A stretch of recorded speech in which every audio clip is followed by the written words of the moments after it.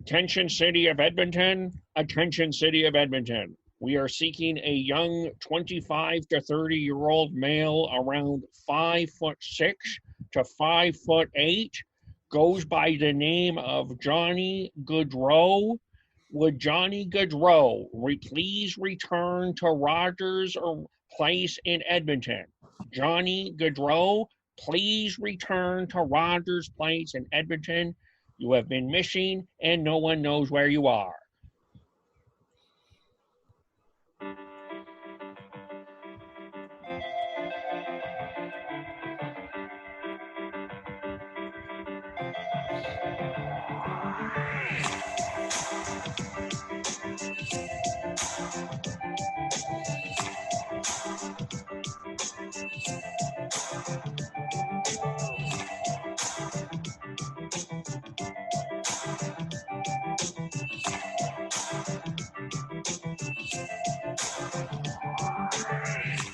Where, oh, where is our friend Johnny Gaudreau? That question, along with, did Mika Kiprusoff revive himself and dress up as Cam Talbot, amongst other winning ugly and other fascinating things, will be the topic of our Flames Brunch Breakfast recap. Welcome on Facebook.com, The Hockey Podcast. If you are listening, Spreaker.com, The Hockey Podcast. We are live right now. You can also follow us on Twitter at podcast_hockey. You can follow me on Twitter at KEVOLE and subscribe to wherever you get your podcasts, which include Apple, iHeartRadio, Google, and Spotify. And good grief, do I have my radio voice on this morning for the Flames podcast. I didn't sound like this for the Canucks one. Did I, Sean? Sounds very similar to me, Kev. Oh, okay. That's a backhanded compliment. But Sean is back. He will be joining us. And Heidi is here as well. Hello, Heidi. How are you? Hello. How are things? Oh, I'm good. Sorry, I'm just trying to share this so that more people will come and listen. But yeah, no, I am good. I ran a few errands and did a couple things while you guys were chatting Canucks. And yeah, now I'm ready to talk about last night's Flames game. All right, awesome. And then we've got Devin here as well. Devin, who was trying to, in the chat, trying to take shots at Sean about someone. So I don't know, Devin, if you heard, but I came up with the sound effect while you were yakking about there. I'll play it again here. Yeah, there was a lot of shots taken at the Flames while you were off. So being on now, it'll be interesting to see what sort of debates happen.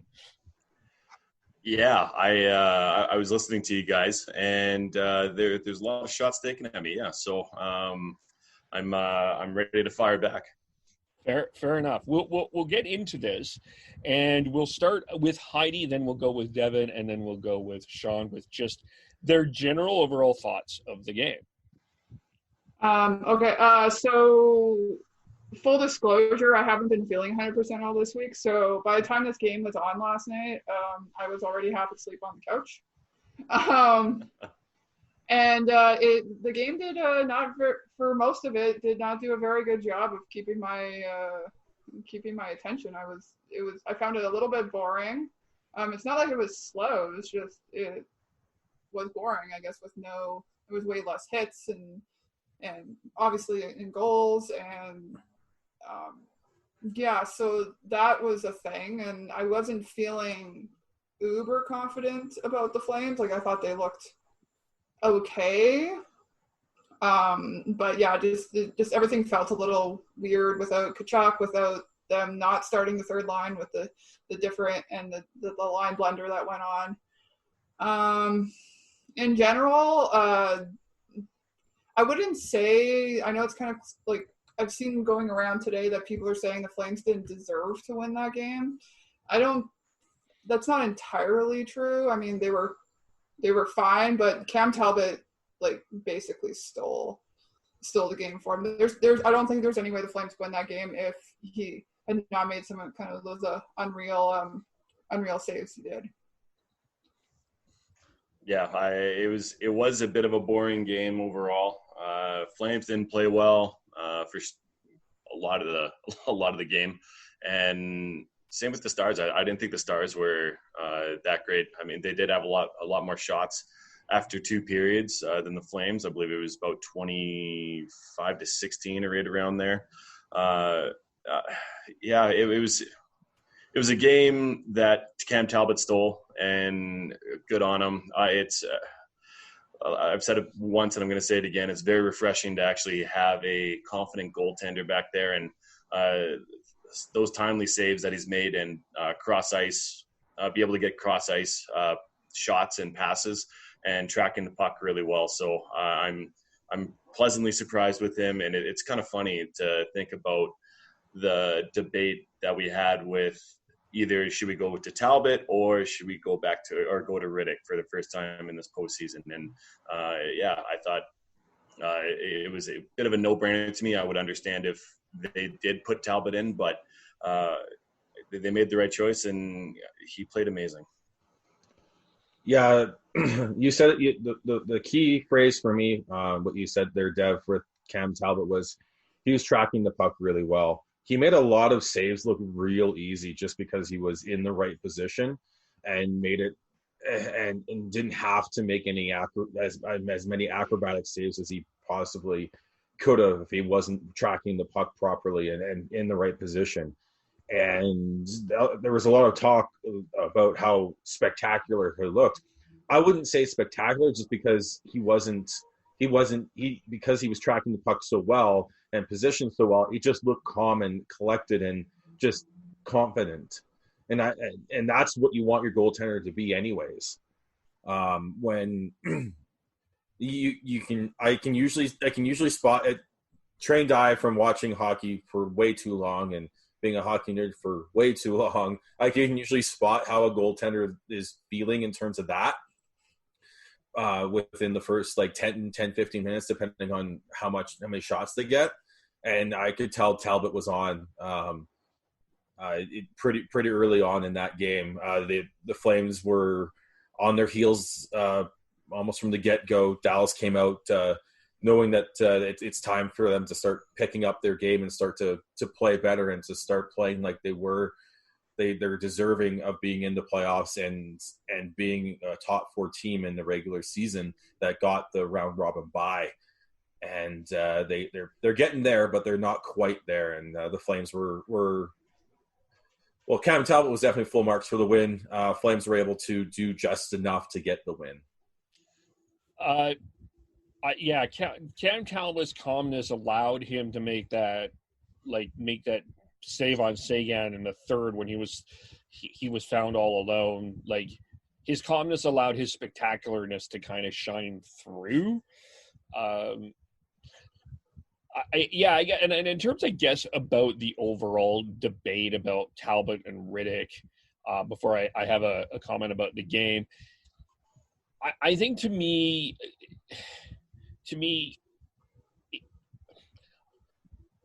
I think I don't I kind of looking back, I still don't. I'm with Devin that I didn't think Talbot looked that terrible on Thursday night. I'm kind of getting my dates all straight now because I'm trying to figure that out. Like, what day is it now? It's Saturday morning. But Thursday, I didn't think he looked all that terrible. Like, yeah, okay, he should have allowed he shouldn't have allowed the Heiskanen goal. But the team played so terribly offensively, it made Talbot look worse. And I'm not saying that the Flames played a lot better than they did Thursday. I mean, in terms of style points, I'm open for debate and discussion of which was worse. I will say, though, that I thought there were times that they did play better and allowed Talbot to be better. But really, to me, I feel like Cam Talbot is put his stamp on this team. I think for a long time there was this whole thing about where Riddick was kind of the emotional cog of the team. I wonder if maybe what they needed more was the calmness of Cam Talbot to go forward. And I don't know. Maybe I'll start with if Heidi has thoughts on that. I would agree that I think the team does play a little bit more calm in front of Talbot rather than Riddick. I think, though, at the end of the day, Talbot played well, and I don't think there was any reason to have to switch to Riddick for any reason. And forgive me if I misheard what you said, but I don't think you don't really need that emotional fieriness that Riddick does provide. I don't think the team necessarily needed that. It didn't, like, with Tkachuk not being in there last night either. Like, I didn't entirely miss it, because I think the Flames need to do more than just that. They need to also play smart and not be too chippy and all that stuff. So, yeah, in terms of seeing Riddick or when Riddick will play, I don't think we will until Talbot shows it maybe has a bad night. Well, I hearing him last night, he talked about a couple of things. One, Eric Francis asked him when he knew he was going to start, and he said it was late last night around 12:30. Your guys' time there in Calgary. They asked him how he was doing. He said he felt fine. He said they asked if he wanted to go in. He said 100%, and he said he was willing to take a rest today to be ready for Sunday. So based on that, they ran with Talbot, and they obviously saw enough from Talbot to feel that he was ready to go, and it turned out to be the right decision. Yeah, and I think that's good, though, because if they would have went to him and he would have been like, no, I'm tired, I'm whatever, go give the net to Dave, I think they would have been fine with that. And I commend the team and for the goalies to have that kind of relationship with the coaching staff to feel like they can have that kind of open communication rather than just the goalie being told whether they're playing or not. The other thing that Talbot said that I also thought was quite interesting was there was the talk about, someone asked him about the back-to-backs, and if it's not that big of a deal because it's early in the playoffs. But he did make a comment about the games starting so late, including 8:30, which I think for you in Calgary, correct me if I'm wrong, but you're sort of feeling a little bit like this? Because they are so late? Like, I know maybe, Heidi, you're feeling a little bit like that. You don't sound like that. That's not what I'm saying, but, you're feeling a little bit like that. Oh, no. If anybody follows me on Twitter, they know I've been doing nothing but complaining about how late the games have been for the past couple days. So I'm very excited for there to be a noon game tomorrow. I can basically wake up and do a couple of things and then lay back down on the couch and watch hockey. So that's good. But, yeah, these games are – because, like, they say 8:30, but they don't actually start till 8:45 with the little bit of OT with the Vancouver game yesterday, with basically them not dropping the puck till 9 o'clock. Like, that's a bit ridiculous. And Talbot said that's something that has been affecting him a little bit, that it is something that is affecting his body count a little bit too. These later games are starting so too late almost, that I wonder if the next round we do see a 7 o'clock start, for as close to a 7 o'clock start as possible in Edmonton. I wonder if they look at it making that adjustment, because I would not be surprised. We'll get into other things later, but I would not be super surprised if Cam Talbot is not the only one complaining about that. Especially if we're going into overtime. It's going to be easier because you have instead of 16 teams playing, you have eight teams playing, so it's 2 per hub, and they'd be able to do that a lot better and a lot easier, I would think. So yeah, going forward, I wouldn't be surprised if they make that change. I think they're going to try to push it a little bit, but I don't think we're seeing that until at least the conference finals. Even if they just changed it even from 8:30 till 8, like, that would be, I think, even a little bit of a difference. Maybe next round. I think you might see it next round, but it's just the animal that they're in at this point, because of they don't want to have too many games during the day, because there's still people working. There's still people out doing other things. You still want a little bit of prime time in there. I do think that maybe next round we might see it, but I think it's probably more likely when we're down to two series per hub it'll be. So we've got 4 now, and then maybe next round. Who knows? Yeah, of course, but they also don't want any Canadian teams to play on Saturday. That's just weird. I had to do that. Sorry. Okay, so Heidi and Devin, we talked about this on the Canucks recap. I'm not sure, Devin, if you heard it or not, but it feels to me that the Canuck fan base are having some fun with this. I feel like the Flames, even in victory, are not – the Flame fan base is still feeling stress and critical. It feels like a bit of a piano on the shoulder sort of feeling. Am I observing this wrong, or what do you think? I need some clarification as to what you're asking, Kevin. Like, what do you mean having fun with – like, you say fun with this. Like, fun with what? Like fun with having a playoff run. Everything is going great. They're feeling like they're having this love-in for Bo Horvat. They've fallen in love with Louis Eriksson after not in love with him. They're seeing the positive even in victory, even if things like – and they're looking really good. The Canucks are looking really good, where the Flames are still like, where's Johnny Gaudreau? Where's Sean Monahan? It's still, even in victory, it's not coming across that the Flame fan base is having fun with the playoff run, even though they're up 2-1. So I think this just goes into general, and I feel like we could have an entire offseason conversation about the difference between Flames fans and Canucks fans on social media in general. I don't think it's the fact that the Canucks fans are apparently having fun and the Flames fans aren't. I think they're just two different animals. I think we've discussed on this podcast before the differences between the Canucks social media and the Flames social media. They have two very kind of different approaches, and I think that's maybe what you're kind of seeing as well, Kevin. My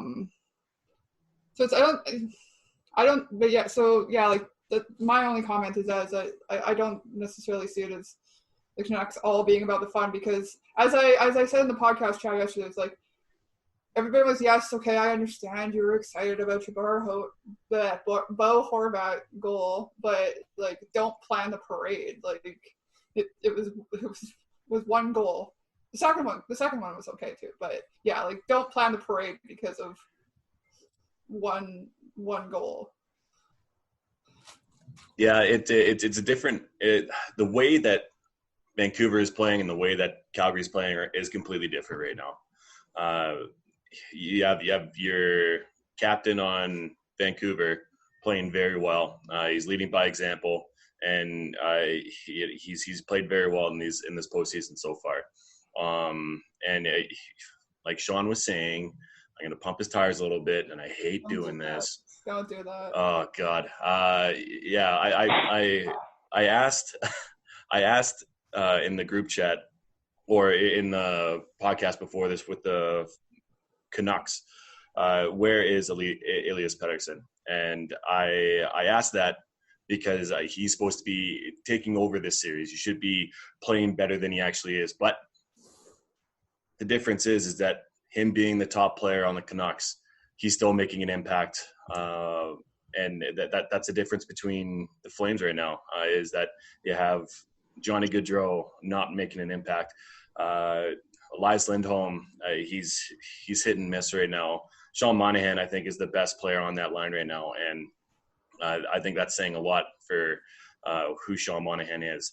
And so it's going back to your original question, I feel like it's more nail biting on the Flames end because we're not playing well, especially this last game, and having Cam Talbot steal a game for us is massive, and that's what you need in the playoffs. But the overall game the overall play of the Flames has been concerning, and the Stars aren't that good of a team compared to a Colorado or a Vegas. And if we were playing one of them right now, I feel like it'd be a disastrous outcome. I think part of it is there's definitely some hand wringing because of previous playoff performances going into this from the Flames fans' perspective, while the Canucks fans are just enjoying the first playoff series, playoff performance in a few years here. And then that's the difference. I remember even last year, there's a lot more just feeling good about going into it from Flames fans before things kind of fell apart. But even going into this, there was a lot of hand wringing by Flames fans on what to expect from the Flames in the playoffs, what to expect from their top players, the Johnny Gaudreaus, the Elias Lindholms. And nothing what specifically those two players have done have really settled the nerves of Flames fans in terms of how they feel about this team and playoff hockey. You look at comparing them to the Canucks. The Canucks have 7 players playing at a point per game pace for the playoffs, the postseason. And the Flames have none. Like their highest point producer is Sean Monahan at 6 points in 7 games, I believe. Let's just confirm that. Yeah, 6 points in 7 games, while the Canucks have players with 6 points in 6 games and everything. The Canucks Stars, even if they're not playing at the top of their game, are still finding ways to produce, while the Flame Stars are not producing at the level they need to. And you're seeing it with they're riding the coattails of a third line that's playing way above their level, and very deservedly are the best players on the team right now. But that's not what you want when you're going through a playoff. And I understand why there's hand wringing and not as much quote unquote fun in Flames Nation as opposed to Canucks Nation. Now, I'm just going to jump in and say that I thought Johnny Gaudreau had a better game, and he showed more confidence coming into the offensive zone. Instead of giving up the puck at the blue line or just like trying to deke through everybody, he actually showed some composure coming into the zone, stopping, taking a look. I saw that multiple times last night, and that's a positive going forward. And I'm gonna hold on to that, and hopefully he can continue doing things like that make him successful, which will make the team successful. Even Monahan, there was opportunities for him to carry the puck, and he did. I was thinking of one play, and I think it was in the first half of the game. I want to say first period, even early second, where he had an opportunity to dump it out, but he carried it in and got a shot off. I certainly felt I did. To be fair to my Johnny Gaudreau joke at the beginning there, I did feel they both played probably one of their better games. So I will give them that. I mean, they need to do more. That's totally fair. But I think overall they did what they did. And also I think it was telling that Jeff Ward did not have the Monahan and Gaudreau on the ice in the last 5 minutes of the game. They were going with Ryan. They were going with Reeder. They were going with Backlund. They were going with Dubé, Bennett, Lucic. But Monahan and Gaudreau, especially after what happened on Thursday, they were on the bench defending as they needed to defend the lead, even at 2-0. So I think the usage of them was better. I thought overall their game was better. I thought their game was better as well. But I think the other conclusion I have in terms of the lines is I think Devin converted me last night. Was a good conversion. I think that it needs to be back going forward. You need to go with Backlund, Lindholm. They seem to have it. I mean, they're killing penalties together. already. I think that as a line, I'd like to see them more together. I feel like you need to move Lindholm with Backlund, and I would like to see. They did try Mangiapane, but maybe you need to give Dylan Dubé a longer run on that Monahan Gaudreau line. And I think moving Lindholm with Backlund might be a good combination as this series goes on. Yeah, I agree. I think it was prevalent last night, seeing those two kill penalties together, having that chemistry, and it just even that having that thought process of including Mangiapane on that line too. I think that would be a deadly line. Whether or not Backlund likes playing the wing or not, you can't be thinking about me right now. It's got to be about the team and what's best for the team. So I would love to see that. It's just whether or not they're willing to do a bit more of a shakeup this for the noon game tomorrow. Especially with according to Natural Stat Trick last night, the scoring chances were 27-8. 27-8 for Dallas Stars, and that just can't happen. And you need to have that shutdown line going. And in the second period, it was 18-0. There you go. If you're watching on Facebook Live or watching us live here, Sean just put it up, and those are the things that you can't have. And thank God Talbot was on his game last night, because if he wasn't, that could have been a blowout. Let alone, our game-winning goal was scored on the penalty kill. We've had 3 penalty kill goals this postseason, and that's fantastic. That's great, but that's not going to keep going. If that keeps going, someone has a horseshoe somewhere, and the chances back and forth just can't keep on going that way. The Flames need to be better overall, and that's one thing that is concerning, is that it was trending that way in Game 2, and then Game 3 it just got worse for the Calgary Flames. So if they're wanting to win this series or win it sooner than later, they need to get on their game. And once again, it starts with your top players. If your top players aren't going, it's very concerning. Yeah, I'm hoping that they're kind of spending this quote unquote day off. I can't imagine they're having that much of a day off, because I think they still need to have a discussion in the room. They need to, I don't know if they're going to be skating or not, but their players need to step up, and there needs to be some changes. I think I said to Sean a couple times last night that like the Flames luck last night was I thought for sure it was gonna run out at some point, because I'm like, Talbot can only save so much. So I'm hoping that because there's kind of that break in between games, that they'll be able to, for lack of more to say, is just figure it out. So yeah, I just scrolled down and looked at the individual on ice stats, and when your top 3 scoring chance leaders for on ice scoring chances are Toby Reeder, Eric Gustafsson, and Derek Forbort, your top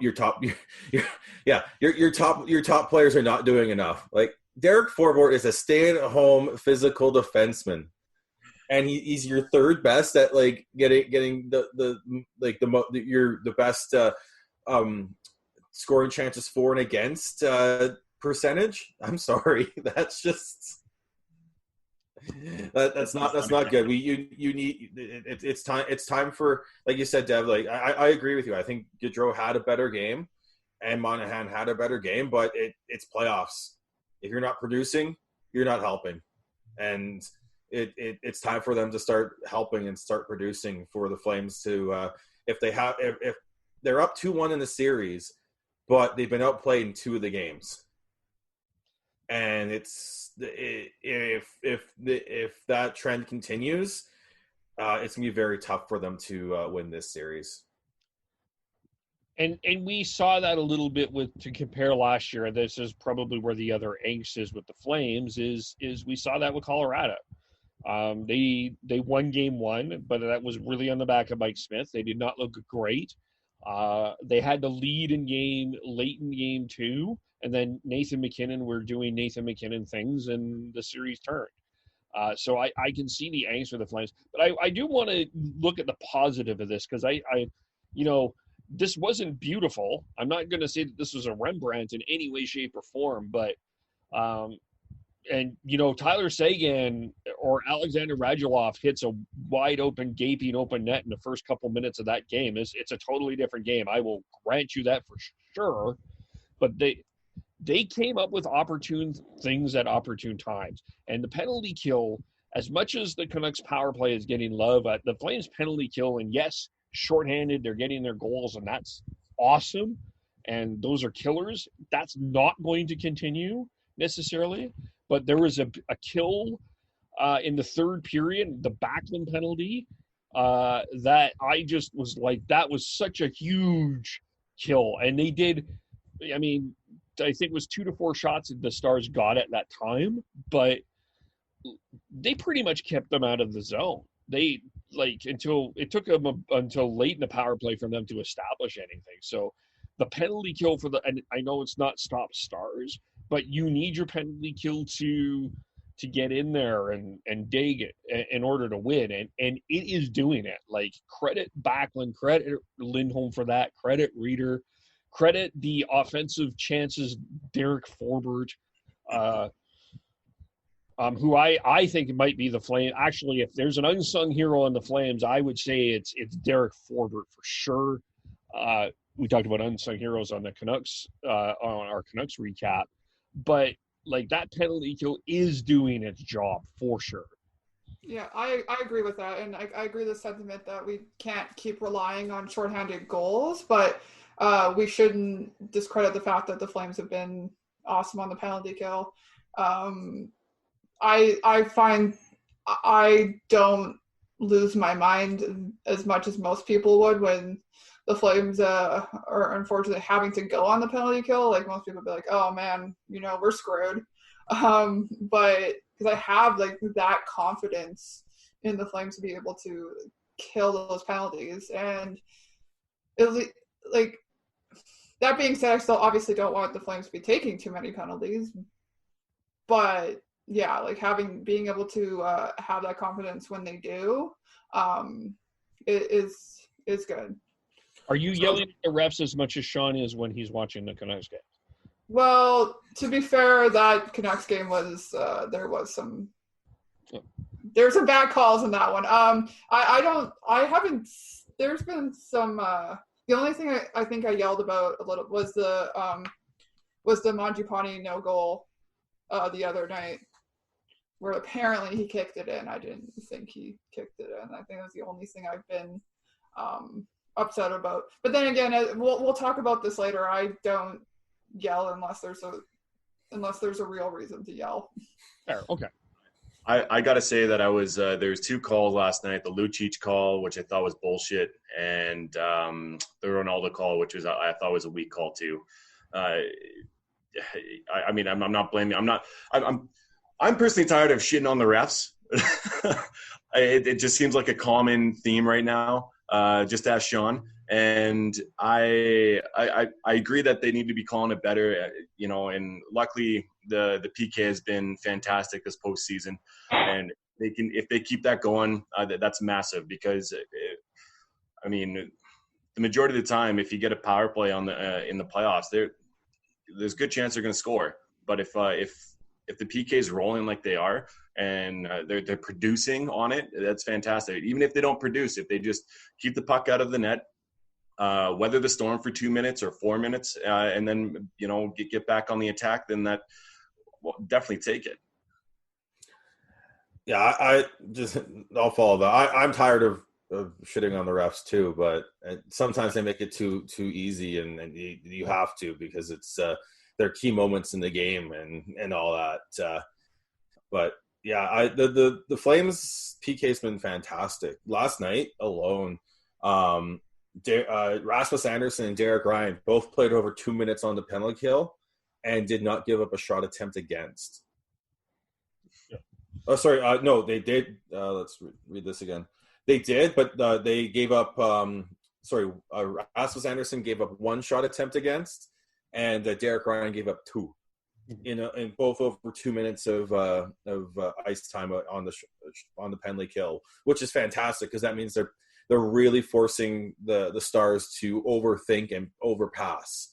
And that's how you get, and plus they're probably clearing the puck out as soon as they get it. So yeah, the penalty kill has been huge for the Flames.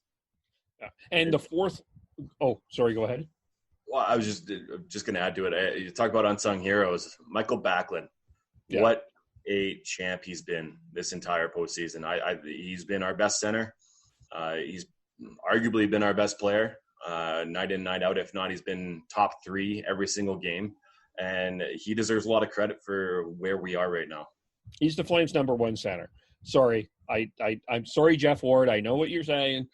Sorry, Dan. Michael Backlund's our number 1 center. Yep. Sorry, Matt. Sorry, everyone. Sorry for being Canadian. Sorry. You can, yeah. And the fourth line with Alan Quine, who we're going to Devin, let's pat ourselves on the back.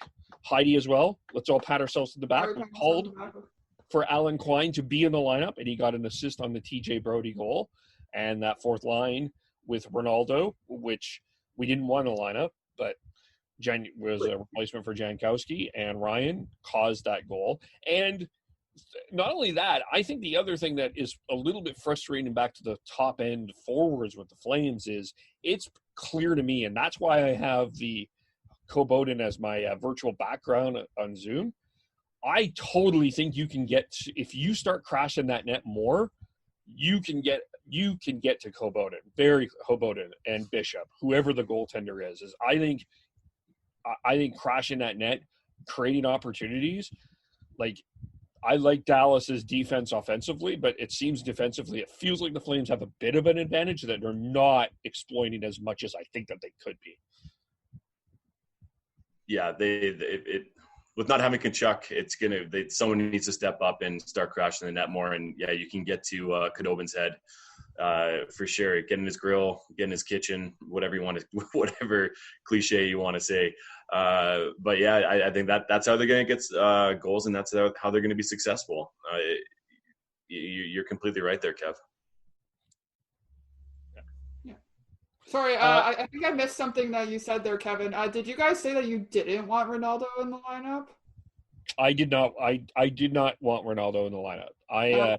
I missed this conversation, so you need to fill. Okay, we talked yesterday before we learned the news that Austin Czarnik had to go home, that we wanted Czarnik and Quine in the lineup for the replacements of Kachuk and Jankowski.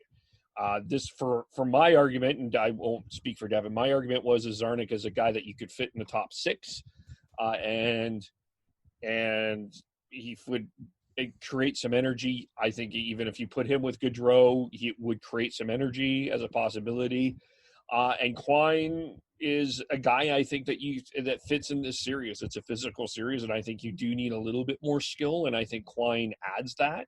And was pretty dependable defensively. To me, Ronaldo is a bit of a cannonball. I'm not sure what we're going to get from him, and he's not a guy that you can play in all situations. So my argument was Quine Czarnik.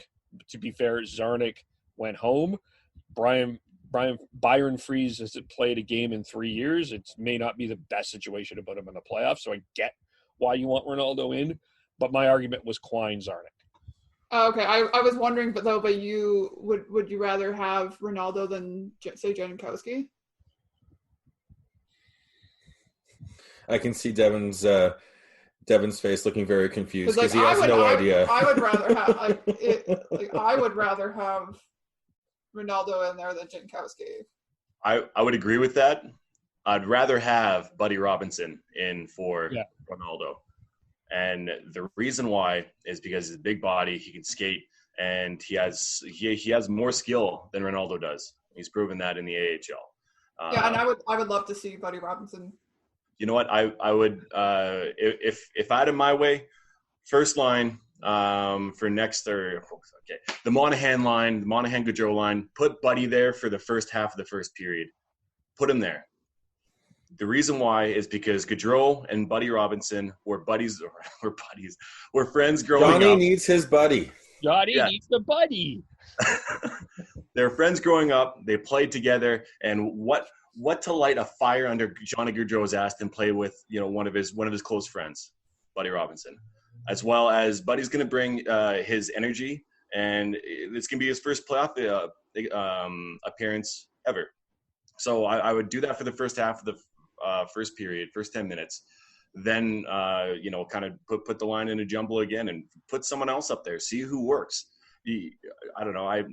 The Ronaldo, he didn't play bad last night, but I feel like there are better options for the Flames on that fourth line, and Buddy is it.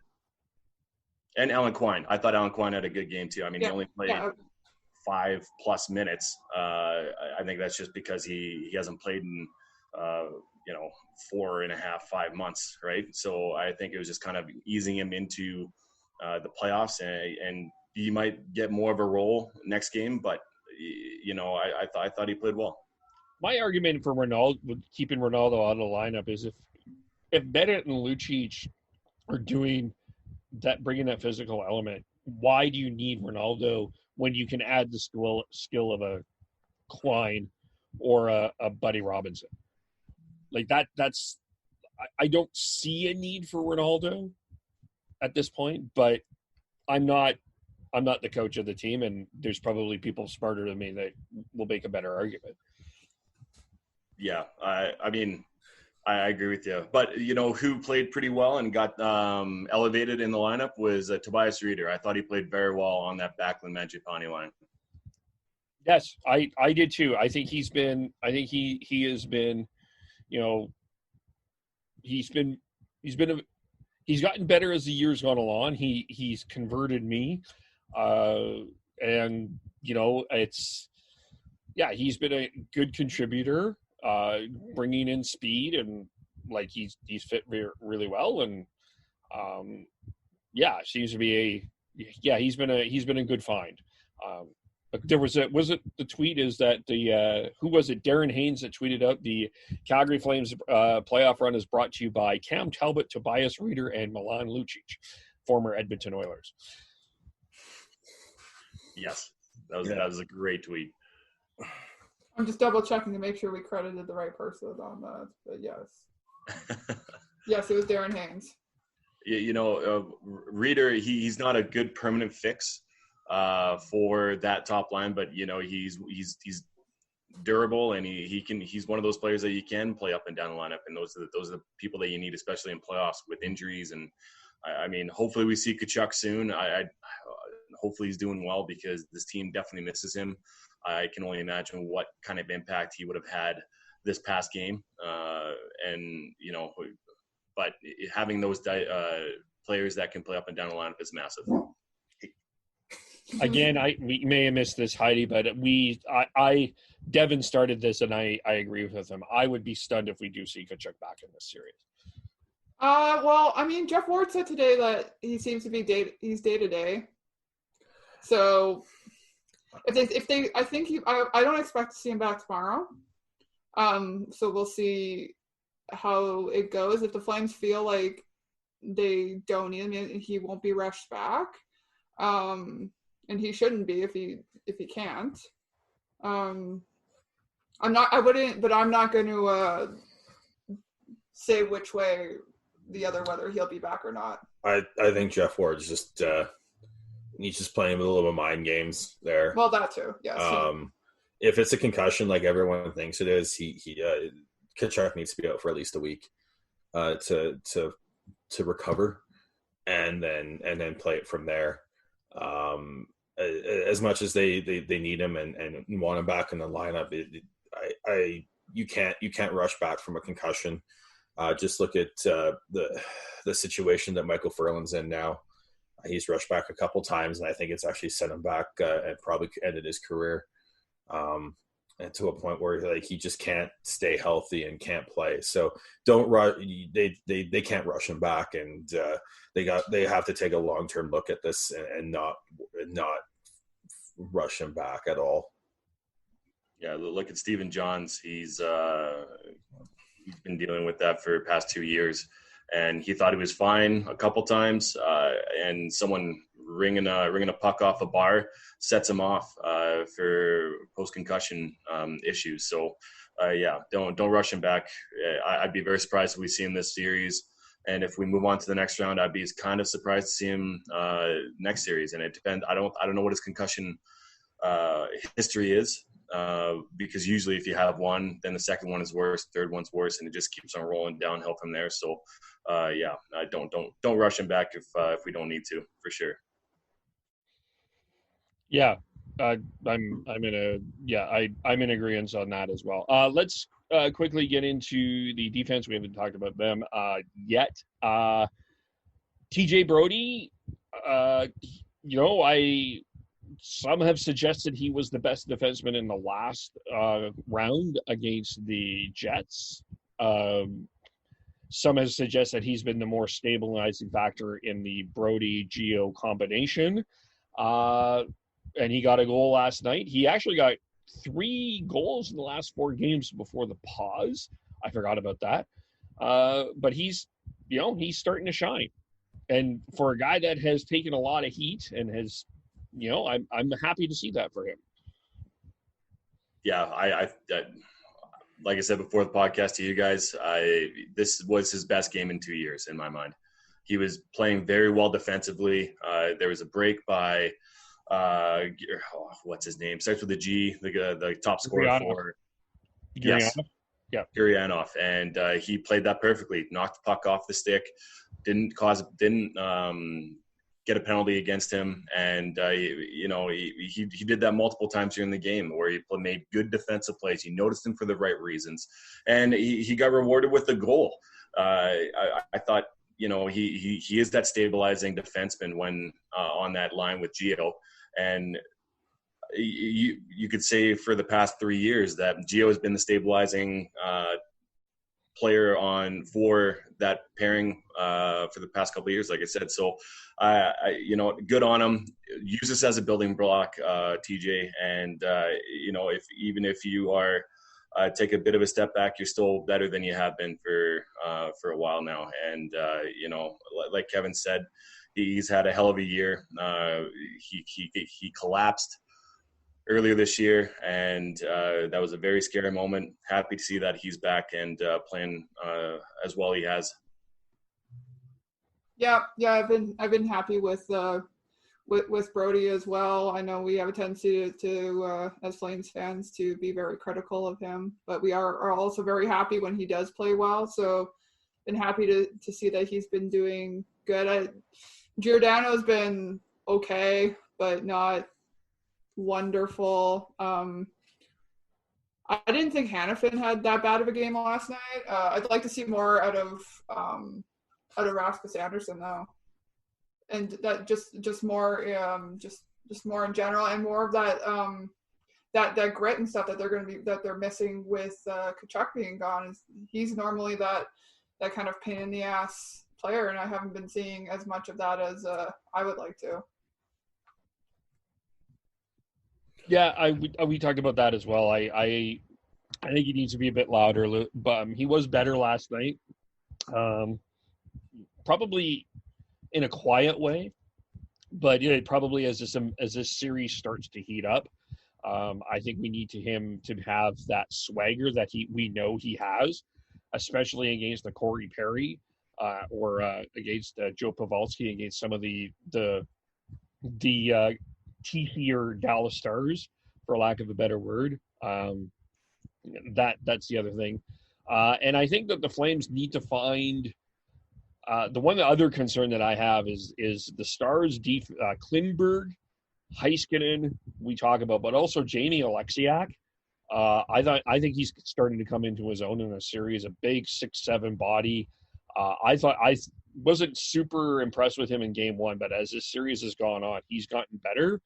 And they're not afraid to jump a defenseman into the play. And I do think the Flames have been getting caught on that a little bit, and that's an area I think they need to find a way to make an adjustment to. Just to go back to Rasmus Andersson, he was the only defenseman not to record a hit on the Flames last night. Like that.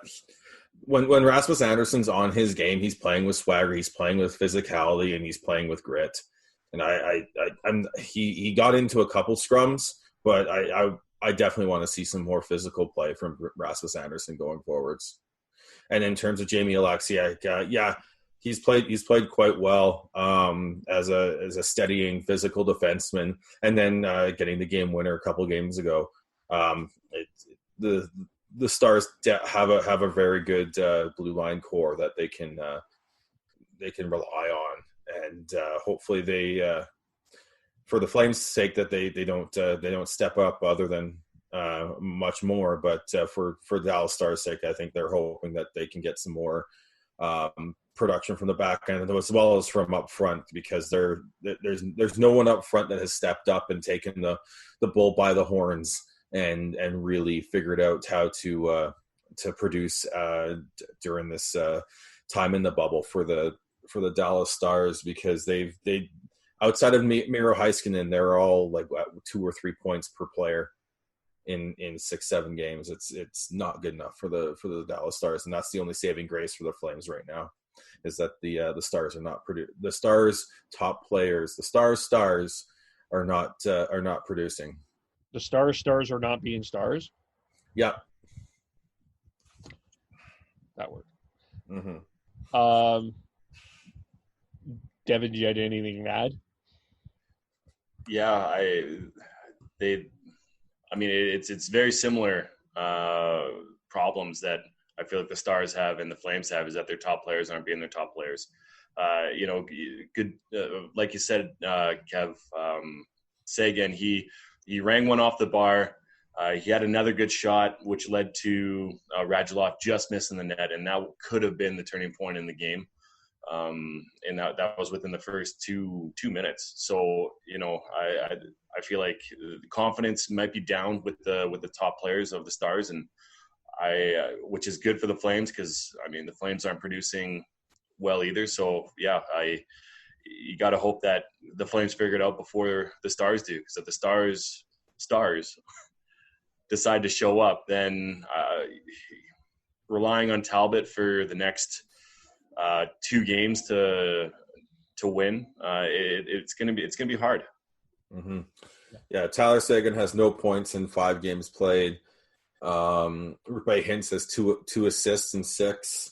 Jamie Bann's got a goal and assist in 6. Drew Pavelski's got 2 goals. The only forward with more than 2 points is Corey Perry, and he's got 2 goals and an assist. My big worry, and again, I could be wrong because I said that about Kyle Connor in the Winnipeg-Calgary series, is there could be an explosion. Like the abilities of Ben and Seguin and what they can do. They haven't done it yet, but they have. It's not. It's not because of a lack of chances for Tyler Seguin for sure. It's not like he's not engaged. I'm not looking at, like, if I'm at a Dallas Star podcast and the Dallas Stars are talking about Tyler Seguin, it's not that he's not engaged. He's engaged. He's hitting posts and crossbars. I feel like there is an explosion coming from the Dallas Stars, a lot more than I felt that the Jets top Kyle Connor and co were gonna explode. I felt the Flames had done a better job shutting them down, as opposed to now where it looks like I do feel like that's coming in the next game or 2. You said that about the Jets, though. You did. I remember you saying that you're like, okay, well, I'm expecting, Kyle Connor to step up. I'm expecting Blake Wheeler to step up, and they didn't. So shame on you, Sean. Shame on you. But don't you feel that there is a difference in opportunities between Seguin and a Wheeler, though, when you just step back and look at it? They're completely different players. I know, but in terms of opportunities in front of the net, I don't remember Blake Wheeler getting a lot of opportunities here. Where Tyler Seguin, or as some people like to call him, stupid sexy Seguin, he's getting opportunities. He is, and he's up there with for total shots for the past 5 years in the top 5 in the league. So he loves shooting the puck, and he's proven to score. So just poking fun at Sean, but I feel like that Sagan rooted it. Yeah, and Sagan, he'll definitely score sooner or later. So we got to figure it out, and defense first, and hopefully the top line will be the top line for the Flames. They are, but that's a whole other side argument. Any other things about this game specifically that we need to talk about? Don't think so. Good. All right, let's get into what we've just categorized now as other things. And we didn't have a chance to really simply talk about this, but Austin Czarnik has had to go home for personal reasons. And Tuukka Rask, before the Boston-Carolina game, announced this morning that he wasn't having any fun and he was going home. The Bruins released a statement saying they fully support that. Social media early. I haven't had a chance to really follow the last couple of hours, but was pretty hard on Tuukka Rask. But how are we? And Tyler talked about this a little bit. But how is everyone feeling? We'll start with Heidi on Tuukka Rask. Yeah. So I had heard that he was going home before I had heard about the comments that I guess he had made, I think, yesterday about how the game, something to do with the games being boring and not fun and not the same. With the hub and the playoffs just not feeling exactly how they should. And then to find out that he was going home today, and I didn't know that he has a newborn as well. So I think that kind of finding everything out kind of within the context of that statement of him going home. I don't blame him. This has got to be hard on every single player. And if he was making comments like that, like that's the sign of somebody who like that is struggling. It's not that he was being a jackass and just saying this shit just because he was ungrateful. Like he was obviously struggling. I think we're all human. We're all adults. How many times have we said something to somebody when we've been stressed out, tired, whatever? So I wish him the best. And I fully support that. And some of the stuff that I saw on social media this morning was disgusting. Just people saying that like he's a hockey player, he's making so much money and living in a hotel. So therefore he's ungrateful and all of this stuff, and other people saying, oh, well, I can't quit my job because I want to hang out with my family all day. Like just shut the fuck up. Like it's just not helpful to be making those kinds of stupid arguments. So as I said, I wish him the best, and I wish the Boston Bruins well as well, because now they have to kind of figure out what they're going to do. But I think they're winning their game. The last time I saw the score. Yeah, the Bruins are lucky they've got a really good goalie in Yaroslav Halak, who's if he wasn't behind Tuukka Rask, I'm sure he'd and in a good position, he'd be well sought after as a potential 1B starter for anywhere else. So that's the good thing about this for the Bruins, is that they've got another very good option in net going forwards. When I heard about it, I immediately thought to those comments he made a couple days ago, and I just was it made sense. It took me a while to actually put my thoughts together. I didn't know what his family situation was. I didn't know what he had a newborn and all that. So at this point in 2020, when we've learned that there's so much more to this than just hockey and sports and everything, you have to give him and you have to respect his decision. And I think, and no matter what the decision is for all these players, we have to respect it, whether they play or not play. Because there's a few players with newborns. Bo Horvat for one. Jordy Ben's just coming back from that on St. Louis as well. Ivan Barbashev. He just got back into the bubble, and he won't be available for the next couple games. But he's coming back from welcoming a kid into his family. So you have to respect whatever their decision is. You have to respect it because they're trying to do best by themselves, by their teams, and their family. And at some point, you have to choose one or the other. And at this point, I guess Tuukka Rask said it's family now, and this isn't what I'm not 100% here mentally, so I should probably step away and let the players who are here 100% mentally take over. Yeah, for those people who are giving him shit, he doesn't owe anybody an explanation. Period. Whether or not you're a celebrity hockey player or even just Joe Blow across the street, his decision is his decision. Respect it.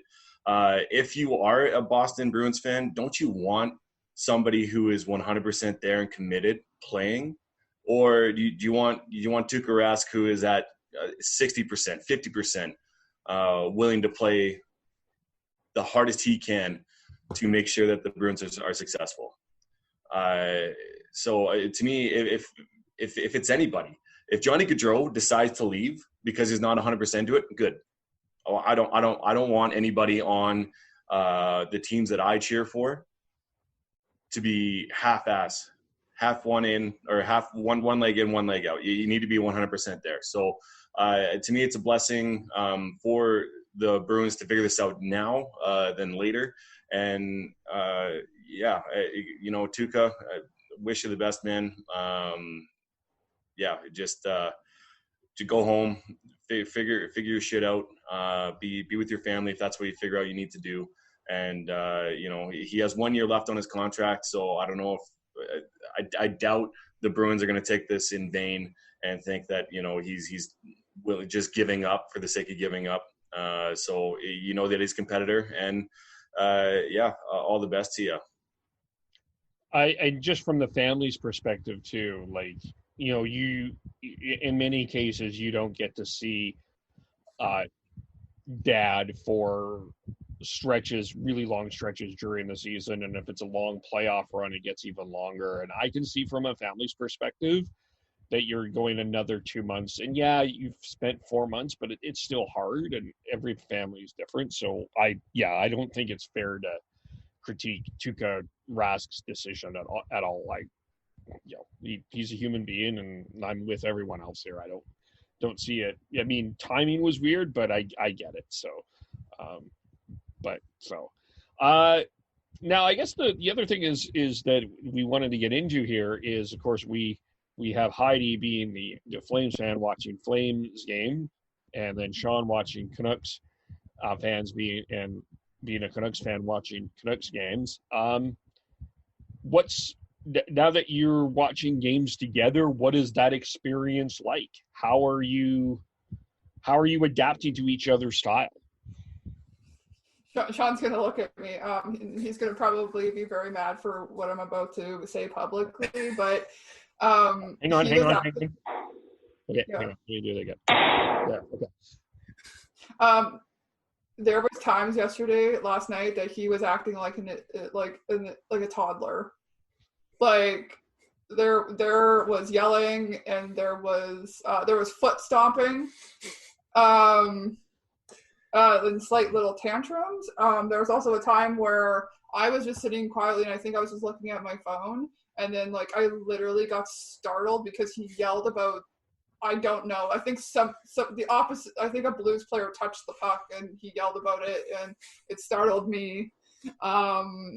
And I kind of knew, I know this about Sean, that he is definitely the more loud, outgoing one out of the two of us, and he knows that I'm more quiet and chill, because I alluded to earlier, I haven't been feeling 100% this week, and with delayed games and stuff, and I'm up early for work, that by the time the games are on at 8:45, 9 o'clock, I'm already kind of tired and stuff, and that just kind of perpetuates my whole, I'm watching the game and I'm under the blanket and laying down on the couch, and I'm just kind of very chill in general, except for the odd time, I think it was on Tuesday where I went to the bathroom in like the last like commercial before the end of the game, and I came back and I was like shuffling and I was like doing like a two-step. But that happens very rarely. I'm more of a kind of just chill, quiet, and don't yell unless it really needs to be yelled about. Yeah, I get into it. Devin's seen it. He grew up with it. Heidi's now experiencing it. I get into it. We were talking about Chris, how he went to the pub and watched the game. I don't like doing that. If I actually want to watch the game, I want to be able to sit down and watch it and not have distractions of people trying to talk to me. So poor Heidi gets ignored for like 3 hours during the game. Mm-hmm. Yeah, I'm pretty sure he doesn't notice I'm there. Yeah, most of the time. And it's just like the problem with it is that when I do get fully into it, I do get very emotional. And yes, I did throw a little bit of a tantrum, and I did act like a toddler yesterday. I won't deny that one, but it was the funniest one was when I did scare her because she wasn't quite paying attention, and it was when Troy Stetcher gave a puck away to like right into the slot for Tarasenko, and all I did was just like it was my big deep booming voice was just like, what was that? And all of a sudden I just feel this like bolt upright like movement from Heidi going, what's going on? So and then Heidi's a lot more chill, but she's a little more reserved and hides her stress. My hand gets squeezed a lot. She's like, no, I'm holding your hand. It's a stressful time of the game. I'm holding your hand. I forgot about that. Like towards the end of the game last night, Sean will just sit on the opposite side of the couch from me, and I will sit on the opposite side, and I just don't acknowledge him while he's playing. With me, like I actually like that Sean's there, and if I need him to like quote unquote comfort me if I'm nervous, then so be it. I would love to revisit this discussion if the Flames and the Canucks ever play each other. This will be a completely different discussion. I can imagine us sitting in different sides of the room, and there would be no hand holding and any of that going on. So yeah, it's definitely been a funny observation of our relationship as we're going through our first playoffs together. You know, I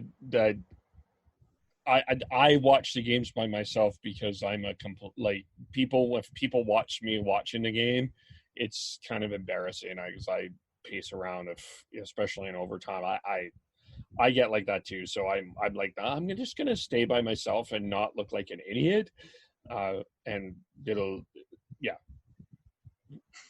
I totally get that. I remember in 2004 there was a group of us watching Game 6, and I met a friend of mine there, and he's like, "Who is this idiot yelling at a TV about hockey?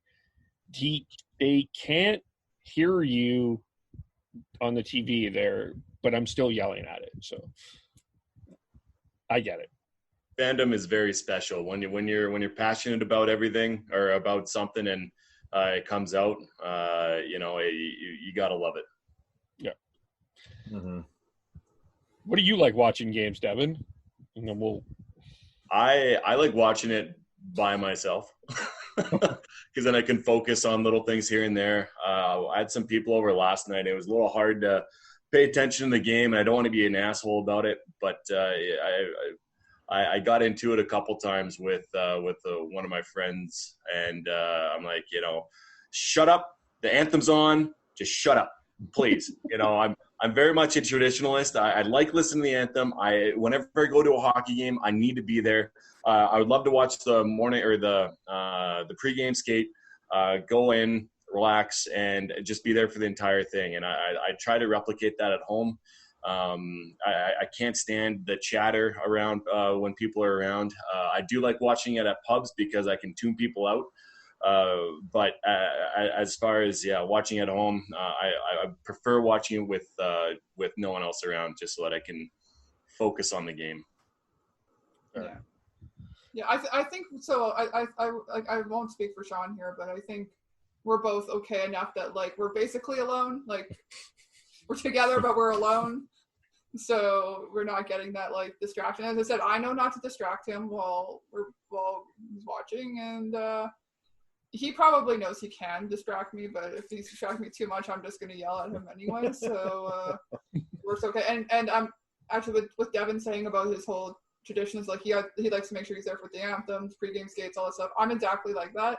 I hate feeling rushed about anything. I'm always like a perpetual at least 5 minutes early to anything type of person. So I totally get that. Oh, and Heidi's seen me. I stand and have my hat off for anthems for Canucks games. It's tradition. I've done it. It feels wrong not to, especially when I'm at home. And then I get my shuffle going and everything. It's, as you said, the fandom is special and it's weird and it's crazy and it's irrational. Yes, we know that they can't hear us through the TV, but yelling makes us feel better. It just helps. I was even yelling "C" at last night when they were doing the anthems. I was able to do that, and that felt fun. Yeah, it was great to hear George Canyon last night. That's a nice little touch. Devin, what's going on in the Bruins-Canes game? It's 2-1 for Boston with 2 minutes to go. Rob Brindamore just called a timeout, but a massive loss for the Hurricanes. Andrei Svechnikov left after falling awkwardly on his knee. To me, I've said this before, I have no ACL, MCL, or meniscus in my left knee, and that's because I've fallen very similar to that, and that looks like a tendon tear. So I'd be very, very, very surprised to see him back for the Canes this postseason. Yeah, we were just watching that. It looked really bad. Oh, cringeworthy. Yeah. Sorry, I'm focused on the task at hand, so I'm not watching the game in any way, shape, or form. Yeah. But man, I love him. He's a great player. He's one of the funnest players in the league. And this my last shot, I'm going to give a shot here, and I'm just going to here. There. This whole thing about no Crosby, no McDavid, this playoff wouldn't be interesting. If that is your perspective, you need to watch more hockey. That's all I need to say, because there are a lot of fun players in this league. And the Carolina Hurricanes are a fun team to watch. And even without Svechnikov, they still got Sebastian Aho, who is worth the price of admission. Colorado has Makar, McKinnon, Rantanen, all worth the price of admission. Vancouver's got Pettersson and Hughes, and now you can throw Horvat in there. He's had two absolute highlight reel goals in back-to-back games. You've got, like, when Johnny Gaudreau's on his game, he's worth the price of admission. There's a lot of really good, really, really good superstars still in this playoffs. And if you're going to say that, then please watch more hockey, because you're missing out on a lot of really good players. Yeah, you are, and especially since we are talking about Carolina, Warren Foegele, he's an underrated player and deserves more attention too. So, another player you can watch. Yeah. I hope they get to do the storm surge in Toronto. That would be so fun.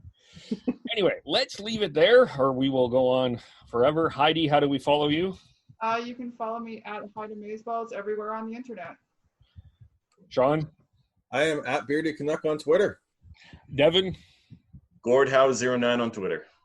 I am Chris is Schneidz, SCHNEIDZ. Tyler is T Noble, TNOBLE. Follow us at podcast_hockey. Subscribe on iTunes, Google, iHeartRadio, Spotify. Leave us a like. We are working on a YouTube page. You can follow me, KEVOLE.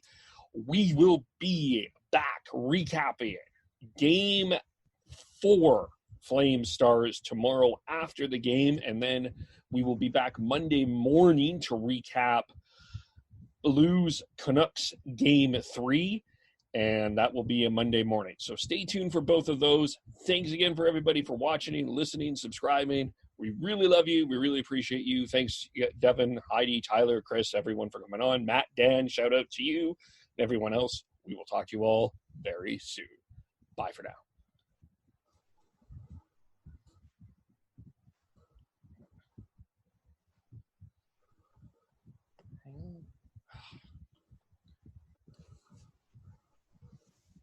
And looks like Bruins are gonna go ahead in the series 2-1. Mm-hmm. Sorry, I'm having trouble ending there. Come on, and it's not ending.